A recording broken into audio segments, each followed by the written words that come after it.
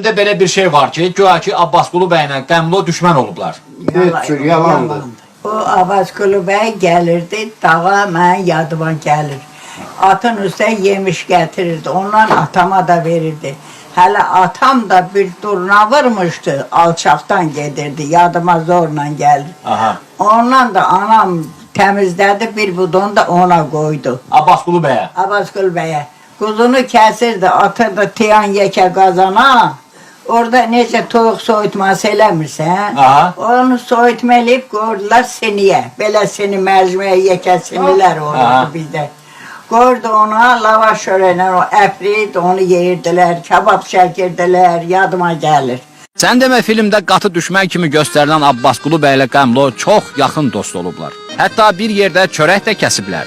Sadəcə filmin senarisi elə tələb edilib ki, bu iki insan düşmən kimi qələmə verilib. Əslində isə Mafərə ananın dediklərindən də gördüyünüz kimi onlar heç də düşmən olmayıblar.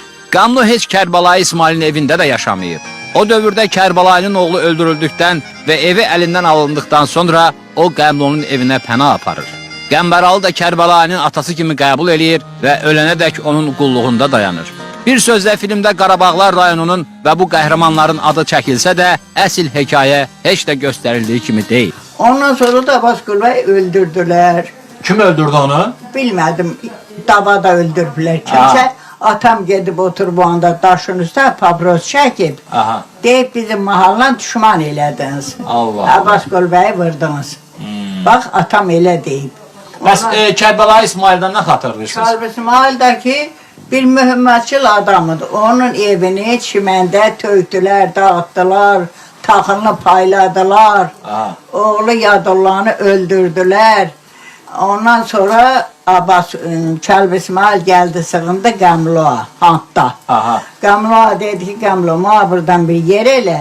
Mən gəlim, köçüm gəlim bura. O özü harada yaşayırdı? Çimən kəndində, Qarabağlarda.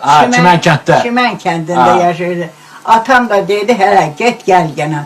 Kərbəlayı İsmail gəlirdi, otururdu. Atam əlinə su da tökürdü onu. Ağsaqqalı da çalvaya getmişdi. O bizi köç eləyib qavalayanda bizi ermənilər oradan köçürdən də Yerevandan. Yığılıblar Türkiyənin qranisine. Orada hamısı yığılıb ağlaşırmış, qırılırlar, yesirdi da. Vermişlər ki, ay Qəmlo, görüva qurban olum, hardasan, çıx gör erməni bizim başımıza nə oynaşır. Gör nə qədər qəhrəman adamıymış ki, Qəmlonu havara çağırırmışlar. Özlərinə zada arxa çağırırmışlar. Görsədirsiniz ki, Qəmlo bunun ucu yox idi ki, Qəmlonun ucuna batırdı. Bəs bunun xəncəri hanı özü? Düzünü xəbər alırsan, düzünü deyim. Ay sağ ol, deyim. O devirdə, həmin devirlərdə gəldilər anamı tuturdular, anamı aparırdılar ki, səni tuturuq, Qəmlonun silahı var, verərsən bizə. Anam yazıq, əlacı kəsildi, anamın əlacı kəsildi, gəldi ki, mən də uşaqdım, mənə gəlişdi ki, belə, xəncəli istəyirlər, aparım, verim, mən tutmaq istəyirlər. Mən də götürdüm, bunun qınını çəkdim, çıxartdım, bunu saxladım. O qınını verdim, soydum bu gümüşlərini zadı, burasını saxladım, o tiyəsini verdim, dedim ana. Tiyəsini verdin, qınını saxladın. Hə, dedim ana, apar ver, qoy səni tutmasınlar. Qəmlo o qədər əzimli insan olub ki, onun gözlərinin içine baxmaq hər kişinin işi deyilmiş. Elə filmdəki kimi gerçək həyatda da çoxları ondan çəkinirmiş.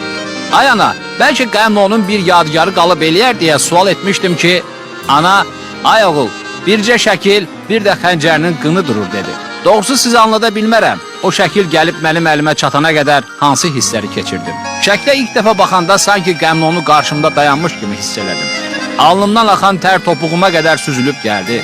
Heç nəyi demirəm. Çatılmış qaşları, ala bığları və enli boynu onun necə biri olduğundan tərtəmiz xəbər verirdi.